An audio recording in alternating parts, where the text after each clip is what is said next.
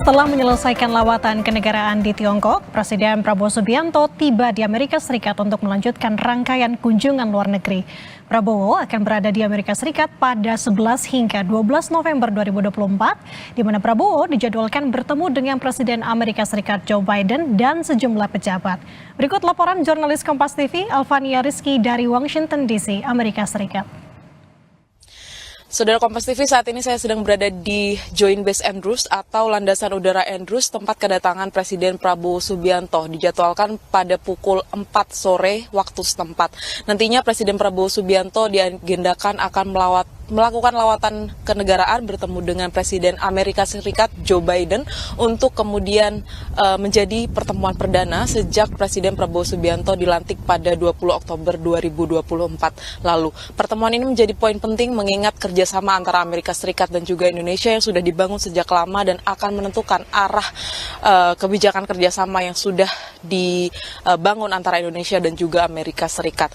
Kalau berkaca dari ucapan selamat yang kemudian diberikan Prabowo Subianto kepada Presiden terpilih Donald Trump adalah untuk meningkatkan kerjasama dalam rangka mewujudkan stabilitas dan juga perdamaian dunia. Berbicara tentang Presiden terpilih Donald Trump, Istana menyebutkan bahwa kemungkinan atau tidak menutup kemungkinan akan ada pertemuan antara Presiden Prabowo Subianto dan juga Presiden terpilih Donald Trump, tetapi hal ini masih harus dikonfirmasi mengikuti dinamika lapangan seperti apa rencana pertemuan atau agenda lawatan kenegaraan yang akan dilakukan Prabowo Subianto di Washington DC, Amerika Serikat. Tetapi kalau sejauh ini agenda utamanya adalah bertemu dengan Presiden Joe Biden di Gedung Putih Washington DC pada tanggal 11 November tahun 2024. Arah kerjasama antara Indonesia dengan Amerika Serikat akan terlihat nantinya setelah pertemuan ini berlangsung. Akankah ada nota kerjasama yang kemudian ditandatangani oleh keduanya atau kemudian memperkuat di bidang-bidang tertentu seperti bidang perdagangan yang menjadi salah satu poin penting atau poin krusial dari kerjasama antara Indonesia dan juga Amerika Serikat.